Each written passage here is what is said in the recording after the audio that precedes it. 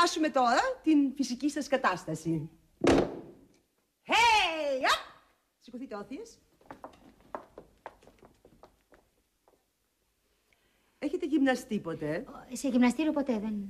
Φαίνεται. Φαίνεται πολύ, Εξοργιστικά πολύ. Ζελεδάκι το μπρατσάκι σας, μαντάμ, ζελεδάκι. Και η τρικέφαλή σας πουρές. Πώς είπατε? Πουρές. Τι, δεν κατάλαβα, αλλά δεν πειράζει. Πουρές, είπε η γυναίκα, πουρές. Βλέπω, έχετε κυλίτσα, Όπως όλα τα θηλαστικά εξάλλου. Κι εγώ είμαι θηλαστικό, μαντάμ, αλλά κοιλιά μάρμαρο. Μέσα η κοιλιά. Πώς είπατε? Μέσα η κοιλιά, είπα! Ρούφα! Ρούφηξα.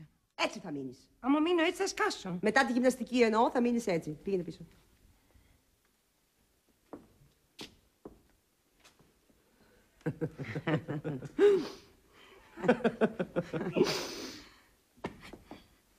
Πεσμένος είναι. Ποιος? Ο ποπός σας. Μου πέσε, δεν το κατάλαβα. Και πλαδαρός.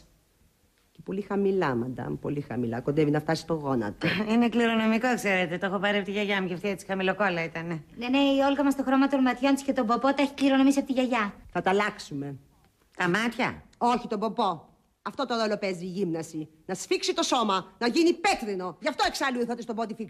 Όχι, εμείς δεν ήρθαμε ακριβώς γι' αυτό, αλλά τέλος πάντων. Σιωπή!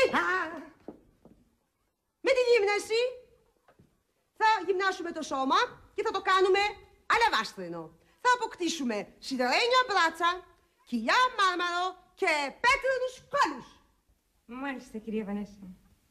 Λοιπόν, ας εξετάσουμε τώρα την μυϊκή σας κατάσταση.